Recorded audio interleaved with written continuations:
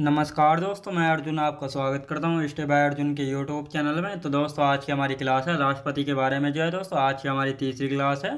तो दोस्तों, वीडियो को अंत तक जरूर देखना ताकि सभी क्वेश्चन जो है आपको आसानी से याद हो जाए। साथ ही दोस्तों, अगर आप हमारे चैनल पर पहली बार आएँ तो हमारे चैनल को भी सब्सक्राइब कर लीजिएगा, साथ ही बेल आइकन को प्रेस कर लीजिएगा ताकि हमारे आने वाले वीडियो का नोटिफिकेशन जो है आप तक पहुँचता रहे। चलिए दोस्तों, वीडियो को स्टार्ट करते हैं।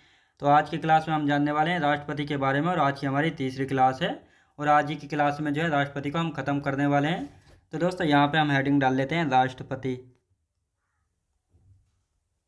राष्ट्रपति की यदि बात करते हैं तो आज की हमारी तीसरी क्लास है। तो दोस्तों, आज की क्लास में हम जानने वाले हैं आर्टिकल 123 से जानेंगे, और उसके बाद जो है अब तक जो है कितने राष्ट्रपति हुए इन सभी तक जो है जानेंगे। तो दोस्तों, आर्टिकल 123 में कहा गया है राष्ट्रपति द्वारा अध्यादेश जारी किया जा सकता है। यानी राष्ट्रपति किस स्थिति में अध्यादेश जारी करते हैं? जब संसद में कोई सदन ना चले तो राष्ट्रपति जो है अध्यादेश जारी कर सकते हैं, और अधिकतम इसको 6 माह तक लागू किया जा सकता है। संसद द्वारा अनुमोदन कितने दिन में मिल जाना चाहिए? 6 सप्ताह में जो है मिल जाना चाहिए। आर्टिकल 143 में कहा गया है उच्चतम न्यायालय के मुख्य न्यायाधीश से राष्ट्रपति सलाह ले सकता है। तो ये आपको पता होना चाहिए। तो दोस्तों, यहाँ पे हम हेडिंग डाल लेते हैं अनुच्छेद 123। अनुच्छेद 123 की यदि बात करते हैं तो दोस्तों, अनुच्छेद 123 में जो है किसके बारे में बात की गई है? यानी राष्ट्रपति अध्यादेश जारी कर सकते हैं। राष्ट्रपति द्वारा अध्यादेश जारी, राष्ट्रपति द्वारा अध्यादेश जारी जो है किया जा सकता है। तो ये आपको याद रखना है। आप किस स्थिति में करते हैं? जब संसद में कोई सदन ना चले। जब संसद में कोई सदन न चले तब जो है राष्ट्रपति जो है अध्यादेश जारी कर सकते हैं। अब दोस्तों, यहाँ पे बात करते हैं अधिकतम 6 माह तक लागू किया जा सकता है। अधिकतम 6 माह तक लागू किया जा सकता है। अब दोस्तों, यहाँ पे हम बात करते हैं संसद द्वारा अनुमोदन कितने दिन में मिल जाना चाहिए? 6 सप्ताह में। संसद द्वारा अनुमोदन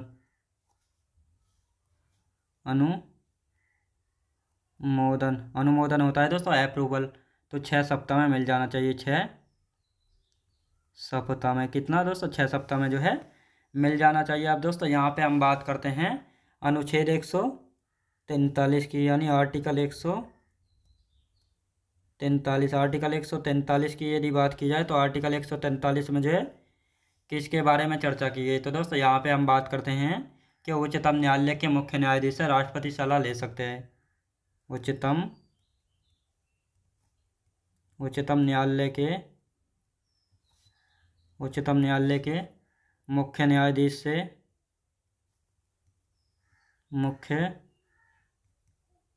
न्यायाधीश से राष्ट्रपति सलाह ले सकता है। तो ये आपको याद रखना है। अब दोस्तों, यहाँ पे हम बात करते हैं राष्ट्रपति की आपातकालीन शक्तियों के बारे में। यानी राष्ट्रपति की आपातकालीन शक्तियाँ जो है आर्टिकल 352 से आर्टिकल 360 में जो है दी हुई हैं। तो दोस्तों, यहाँ पे हेडिंग डालेंगे हम राष्ट्रपति की आपातकालीन शक्तियाँ। राष्ट्रपति की आपातकालीन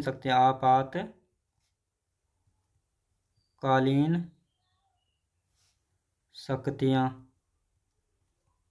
तो यहाँ पे बात की जाती है आर्टिकल 352 से अनुच्छेद 360 तक। तो ये आपको याद रखना है। अब दोस्तों, यहाँ पे हम बात करने वाले हैं कि राष्ट्रपति जो है अनुच्छेद 352 के तहत राष्ट्रीय आपातकाल घोषित कर सकता है। अब दोस्तों, राष्ट्रीय आपातकाल जो है किन परिस्थितियों में लगाया जाता है? जैसे दोस्तों, बाह्य आक्रमण होने पर, युद्ध की स्थिति में, सशस्त्र विद्रोह होने पर। और साथ ही अब तक जो है कितनी बार राष्ट्रीय आपातकाल लग चुका है? तो अब तक की यदि बात की जाए तो अब तक जो है दोस्तों 3 बार राष्ट्रीय आपातकाल जो है लग चुका है। कब कब लगा है? तो पहले बार लगा था दोस्तों, भारत चीन का युद्ध हुआ था 1962 में। तो इस समय राष्ट्रपति थे एस राधाकृष्णन, यानी सर्वपल्ली राधाकृष्णन। दूसरी बार भारत और पाकिस्तान का युद्ध हुआ था 1971 में। तो इस समय राष्ट्रपति थे बीबी गिरी, यानी वरा वेंकट गिरी। और तीसरी बार दोस्तों आंतरिक अशांति के आधार पर 1975 में लगाया गया था राष्ट्रीय आपातकाल, और इस समय राष्ट्रपति थे फखरुद्दीन अली अहमद। तो दोस्तों इन सारे पॉइंटों को यहाँ पे हम लिख लेते हैं। तो अब यहाँ पे बात करने वाले हैं राष्ट्रीय यानी राष्ट्रपति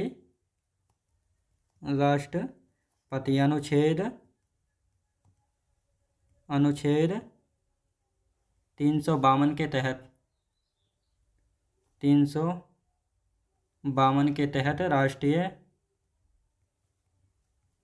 राष्ट्रीय आपातकाल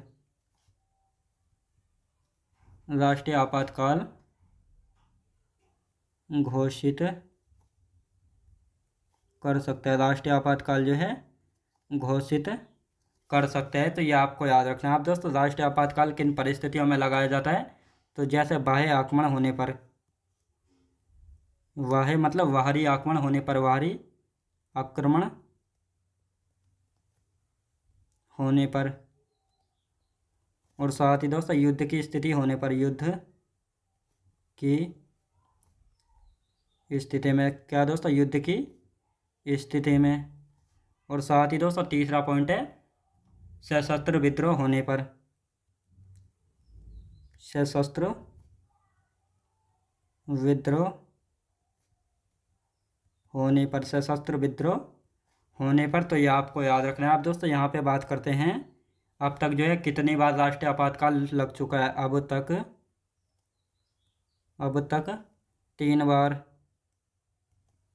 3 बार राष्ट्रीय आपातकाल, अब तक जो है दोस्तों राष्ट्रीय आपातकाल कितनी बार लग चुका है? तो 3 बार जो है लग चुका है। कितनी बार दोस्तों? 3 बार जो है लग चुका है। कब कब जो है लगा था? तो यहाँ पे देख लेते हैं। भारत चीन का युद्ध हुआ था, भारत और चीन का युद्ध हुआ था 1962 में, 1962 में। तो दोस्तों जब लगाया गया था। और इस समय राष्ट्रपति कौन थे? इस समय राष्ट्रपति थे एस राधाकृष्णन, यानी सर्वपल्ली राधाकृष्णन। और दूसरी बार यदि बात की जाए तो भारत और पाक का युद्ध हुआ था, भारत और पाक युद्ध हुआ था। और ये युद्ध कब हुआ था? 1971 में। कब दोस्तों? 1971 में हुआ था। और इस समय राष्ट्रपति कौन थे?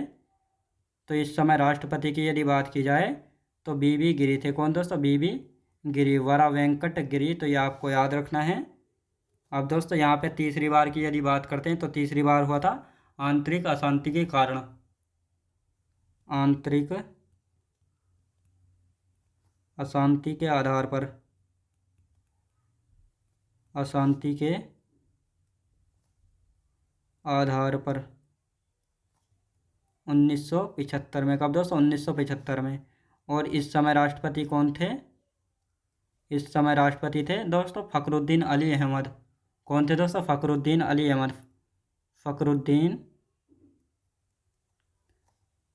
अली अहमद थे, फखरुद्दीन अली अहमद इस समय राष्ट्रपति थे। तो ये आपको याद रखना है। अब दोस्तों यहाँ पे हम बात करते हैं कि 44वां संविधान संशोधन अधिनियम 1978 द्वारा जो है इस आंतरिक यानी जो ये तीसरी बार राष्ट्रीय आपातकाल लगा था आंतरिक अशांति के आधार पर, तो इसको जो है दोस्तों 44वां संविधान संशोधन अधिनियम 1978 के द्वारा आंतरिक अशांति शब्द को हटाकर जो है सशस्त्र विद्रोह शब्द जो है जोड़ा गया था। और साथ ही दोस्तों यहाँ पे हम बात करेंगे कि राष्ट्रीय आपातकाल के समय जो है अनुच्छेद 358 के तहत जो आर्टिकल 19 को समाप्त कर दिया जाता है।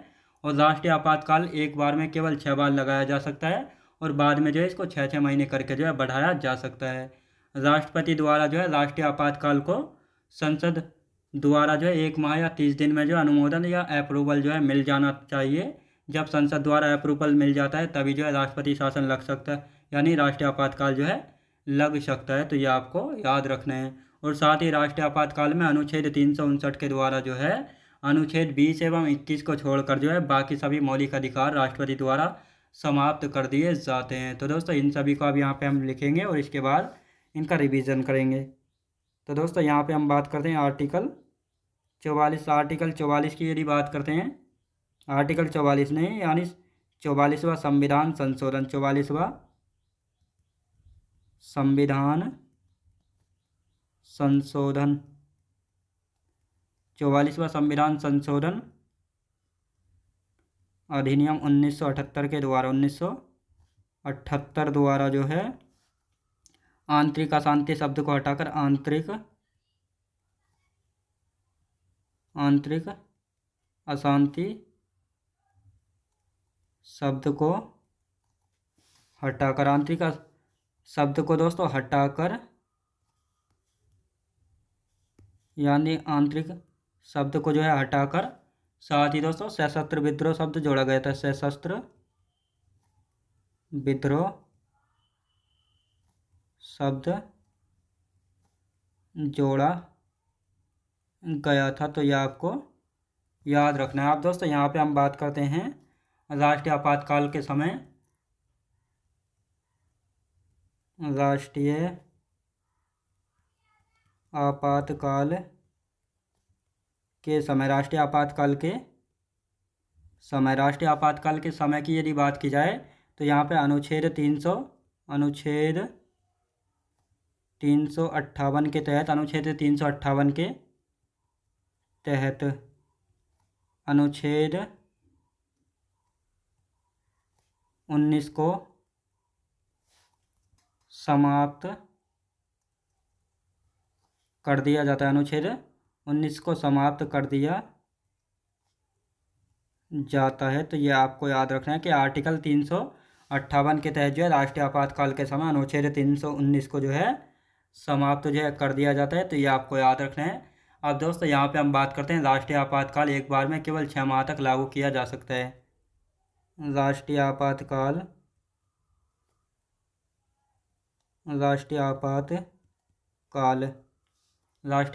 एक बार में केवल 6 माह तक लागू किया जा सकता है। तो ये आपको याद रखना है। और दोस्तों इसको जो है 6 महीने करके जो है आगे बढ़ाया जा सकता है। तो ये कहा गया यहाँ पे। आप दोस्तों यहाँ पे बात करते हैं राष्ट्रपति द्वारा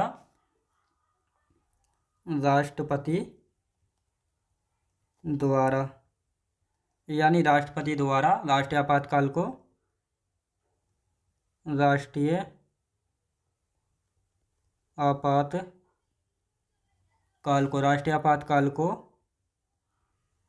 संसद द्वारा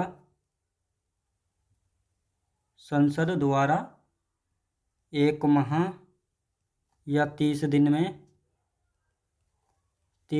में अनुमोदन जो है मिल जाना चाहिए। अनुमोदन मिल जाना चाहिए। तो ये आपको याद रखना है। आप दोस्तों यहाँ पे हम बात करने वाले हैं किसके बारे में बात करेंगे। यहाँ पे राष्ट्रीय आपातकाल में अनुच्छेद 359 के तहत अनुच्छेद 20 एवं 21 को छोड़कर बाकी सभी मौलिक अधिकारों को जो है राष्ट्रपति द्वारा समाप्त कर दिया जाता है। लिखेंगे दोस्तों राष्ट्रीय आपातकाल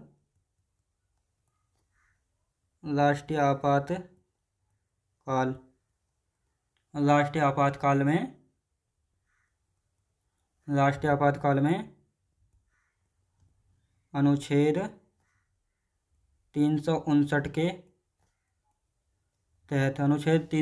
के तहत अनुच्छेद 19 नहीं दोस्तों 20 एवं 21 को छोड़कर 20 एवं 21 को छोड़कर बाकी सभी मौलिक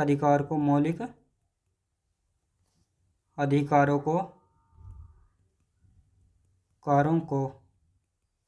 राष्ट्रपति द्वारा समाप्त कर दिया जाता है। राष्ट्रपति द्वारा समाप्त कर दिया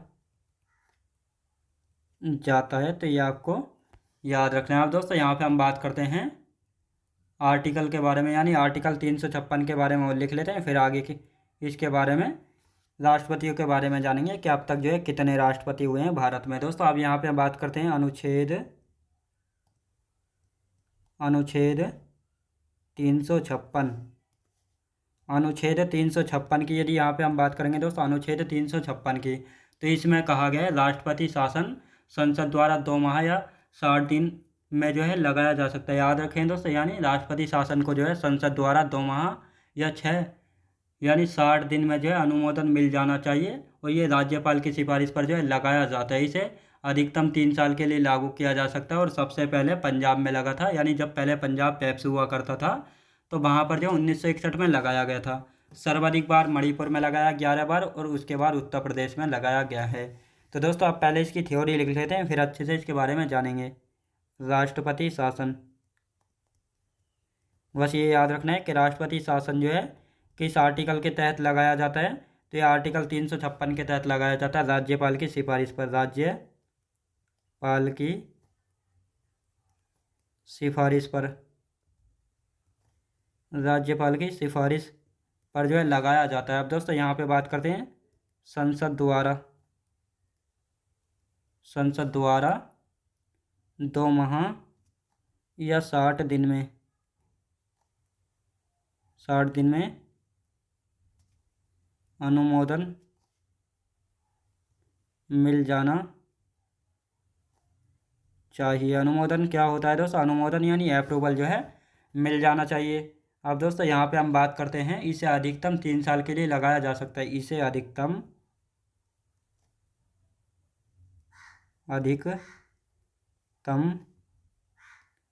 3 साल के लिए लागू किया जा सकता है, लागू किया जा सकता है। 3 साल के लिए जो लागू किया जा सकता है, तो ये आपको याद रखना है। अब दोस्तों यहाँ पे से बात करते हैं सबसे पहले, सबसे पहले पंजाब में लगा था। पंजाब में कब? 1951 में। अब दोस्तों यहाँ पे हम बात करने वाले हैं सर्वाधिक बार,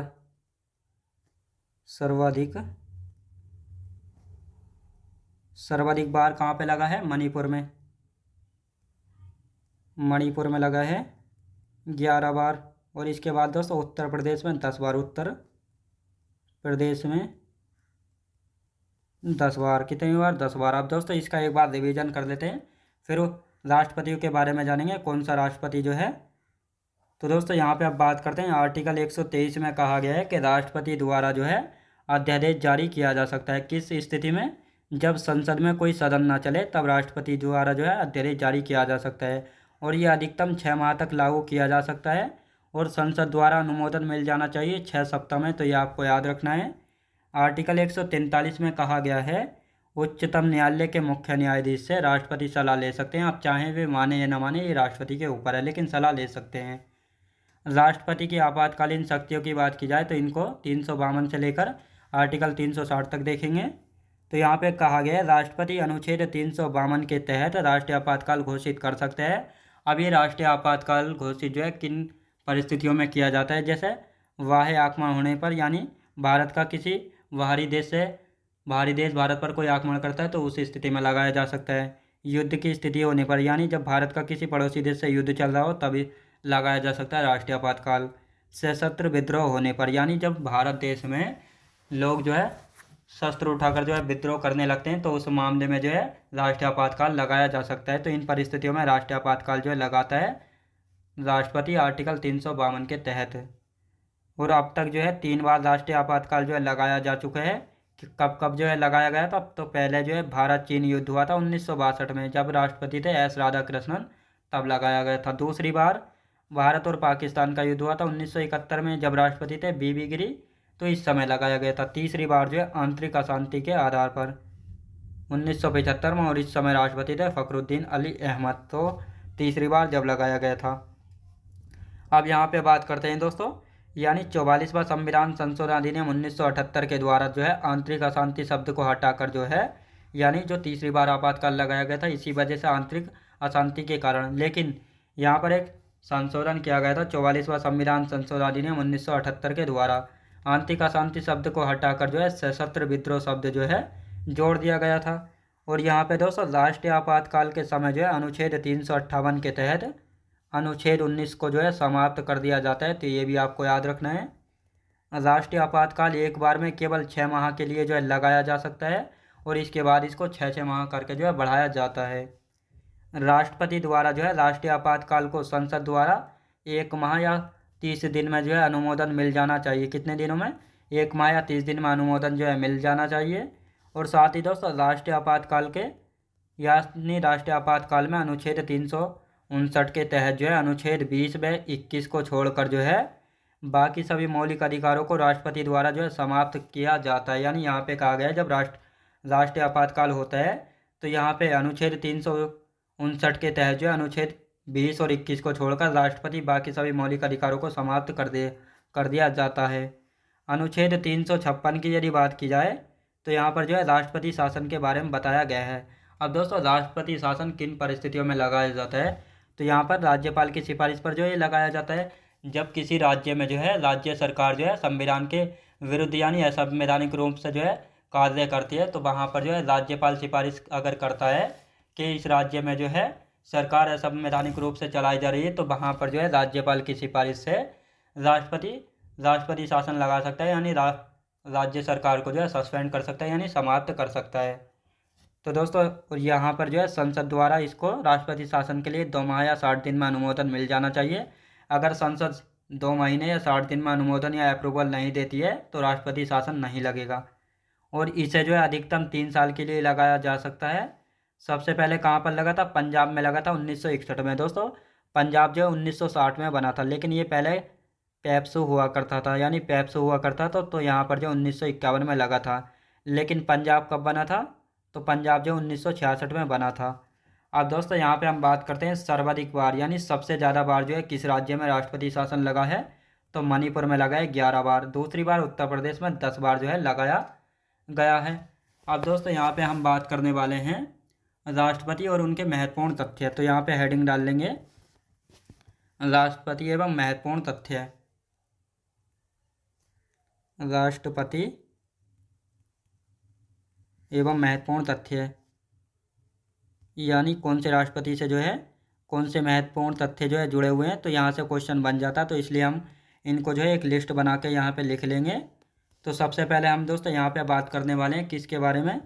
यहाँ पे लिख लेते हैं सबसे पहले दोस्तों डॉक्टर राजेंद्र प्रसाद जी के बारे में। डॉक्टर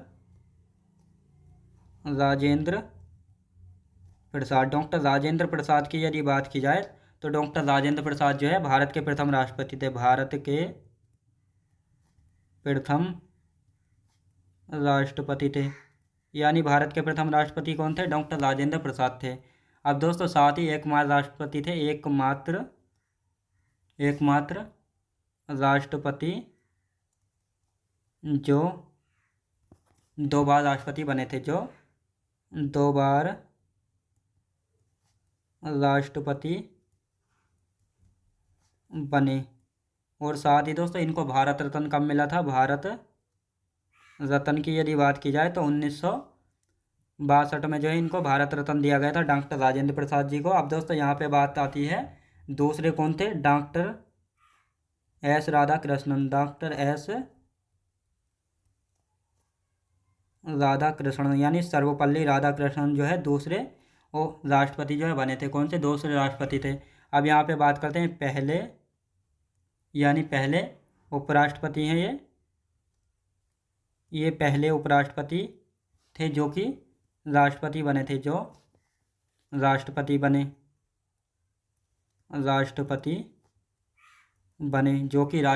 और साथ ही दोस्तों इनको भारत रत्न की यदि बात की जाए, भारत रत्न इनको कब दिया गया था? तो यहाँ पे भारत रत्न की बात की जाए तो 1954 में जो है सर्वपल्ली राधाकृष्णन को भारत रत्न दिया गया था। और यहाँ पे बात करते हैं प्रथम गैर राजनीतिक राष्ट्रपति थे। प्रथम गैर राजनीतिक राष्ट्रपति थे। कौन थे दोस्तों? गैर राजनीतिक राष्ट्रपति थे। तो ये आपको याद रखना है। अब दोस्तों यहाँ पे हम बात करने वाले हैं तीसरे कौन थे दोस्तों? डॉक्टर जाकिर हुसैन। डॉक्टर जाकिर हुसैन ये तीसरे राष्ट्रपति थे, डॉक्टर जाकिर हुसैन। अब दोस्तों यहाँ पे बात करते हैं पहले राष्ट्रपति जिनकी कार्यकाल के दौरान मृत्यु हुई थी। पहले राष्ट्रपति पहले राष्ट्रपति जिनकी कार्यकाल के दौरान मृत्यु हुई। कब हुई थी दोस्तों? 1961 में। याद रखें दोस्तों, 1961 में मृत्यु हुई थी। अब दोस्तों यहाँ पे बात करते हैं, पहले मुस्लिम राष्ट्रपति थे। पहले मुस्लिम राष्ट्रपति थे, यानी पहले मुस्लिम राष्ट्रपति थे, तो ये आपको याद रखना है। अब दोस्तों यहाँ पे बात करेंगे इनको पद्म विभूषण कब दिया गया था?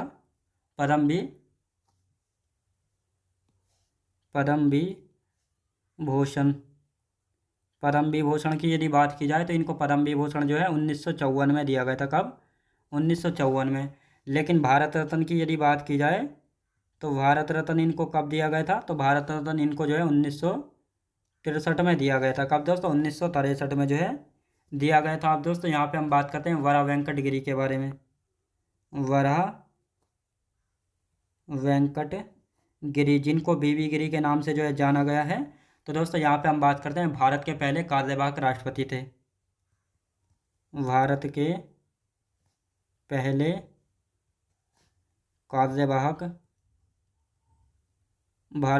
कार्यवाहक राष्ट्रपति कौन थे? बीवी गिरी थे। अब दोस्तों इनको भारत रत्न की यदि बात की जाए, भारत रत्न कब दिया गया था? तो इनको दोस्तों भारत रत्न दिया गया था 1975 में। तो 1975 में इनको भारत रत्न से जो है नवाजा गया था। अब दोस्तों यहाँ पे हम बात करते हैं मोहम्मद हिदायतुल्लाह मोहम्मद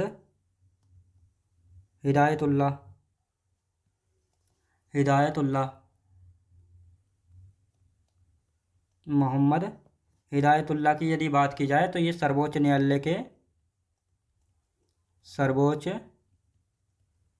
न्यायालय के पहले मुख्य न्यायाधीश थे। पहले मुख्य न्यायाधीश, सर्वोच्च न्यायालय के पहले मुख्य न्यायाधीश जो राष्ट्रपति बने, राष्ट्रपति जो है ये बने थे। अब दोस्तों यहाँ पे बात करते हैं इनको पद्म भूषण कब दिया गया था? पद्म विभूषण नहीं दोस्तों, पद्म भूषण केवल ये दोस्तों एक सम्मान होता है पद्म भूषण। ये पद्म भूषण कब दिया गया था? तो इनको जो है 2002 में पद्म भूषण जो है दिया गया था। तो दोस्तों अब यहाँ पे जो है इनका रिवीजन कर लेते हैं। तो दोस्तों यहाँ पे बात करेंगे डॉक्टर राजेंद्र प्रसाद जी की बात की जाए तो ये पहले राष्ट्रपति थे। और भारत के प्रथम राष्ट्रपति कौन थे? डॉक्टर राजेंद्र प्रसाद। और एकमात्र राष्ट्रपति हैं जो 2 बार राष्ट्रपति बने हैं। और इनको भारत रत्न दिया गया था 1962 में। फिर आते हैं डॉक्टर एस राधाकृष्णन, जो कि भारत के दूसरे राष्ट्रपति थे। पहले उपराष्ट्रपति हैं जो कि राष्ट्रपति बने थे, यानी डॉक्टर सर्वपल्ली राधाकृष्णन जो है पहले उपराष्ट्रपति रह चुके थे और ये बाद में जो है राष्ट्रपति बनने वाले पहले हैं। तो ये आपको याद रखना है। और इनको भारत रत्न दिया गया था 1954 में। और प्रथम गैर राजनीतिक राष्ट्रपति थे। प्रथम गैर राजनीतिक से मतलब है जिनका राजनीति से कोई संबंध नहीं था। याद रखें दोस्तों, यानी इनका बैकग्राउंड जो है राजनीति से संबंधित नहीं था। फिर आते हैं डॉक्टर जाकिर हुसैन। तो ये पहले राष्ट्रपति हैं जिनकी कार्यकाल के दौरान मृत्यु हुई थी 1961 में। तो क्वेश्चन पूछा जाता है ऐसे कौन से राष्ट्रपति हैं जिनकी मृत्यु जो है कार्यकाल के दौरान हुई थी? तो डॉक्टर जाकिर हुसैन हैं। और ये पहले मुस्लिम राष्ट्रपति भी थे। और इनको दोस्तों पद्म विभूषण 1954 में और भारत रत्न 1963 में दिया गया था। अब दोस्तों यहाँ पे बात करते हैं वरा वेंकट गिरी की। तो वरा वेंकट गिरी के बारे में भारत के पहले कार्यवाहक राष्ट्रपति थे। अब दोस्तों कार्यवाहक राष्ट्रपति किसको कहा जाता है? जब राष्ट्रपति का पद खाली होता है तो वहाँ पर जो है दोस्तों उपराष्ट्रपति कार्यवाहक राष्ट्रपति के रूप में जो है काम करते हैं। जब डॉक्टर जाकिर हुसैन की मृत्यु हो गई थी अपने पद पर रहते हुए, तो उनकी जगह जो है बीबी गिरी यानी वरा वेंकट गिरी ने जो है कार्यवाहक राष्ट्रपति के रूप में जो इन्होंने काम किया था। और ये पहले भारत के कार्यवाहक राष्ट्रपति थे, तो ये आपको याद रखना है। और भारत रत्न दिया गया था इनको 1975 में। मोहम्मद हिदायतुल्लाह ये सर्वोच्च न्यायालय के पहले मुख्य न्यायाधीश ऐसे हैं जो कि राष्ट्रपति बने थे और इनको पद्म भूषण दिया गया था 2002 में। तो ये आपको याद रखना है। तो दोस्तों आगे के जो राष्ट्रपति बचे हैं उनको हम कल की क्लास में कंटिन्यू करेंगे और साथ ही उपराष्ट्रपति के बारे में भी जानेंगे। तो दोस्तों आज की क्लास हमारी यहीं तक रहेगी। तो मैं उम्मीद करता हूँ आपको वीडियो क्वालिटी कंटेंट वगैरह सभी कुछ आपको पसंद आया होगा। पसंद आया तो लाइक शेयर और सब्सक्राइब करना बिल्कुल भी ना भूलें। साथ ही दोस्तों अगर आप हमारे चैनल पर पहली बार आएँ तो हमारे चैनल को भी सब्सक्राइब कर लीजिएगा, साथ ही बेल आइकन को प्रेस कर लीजिएगा ताकि हमारे आने वाली वीडियो का नोटिफिकेशन जो है आप तक पहुंचता रहे। तो चलिए दोस्तों मिलते हैं नेक्स्ट वीडियोज़ में।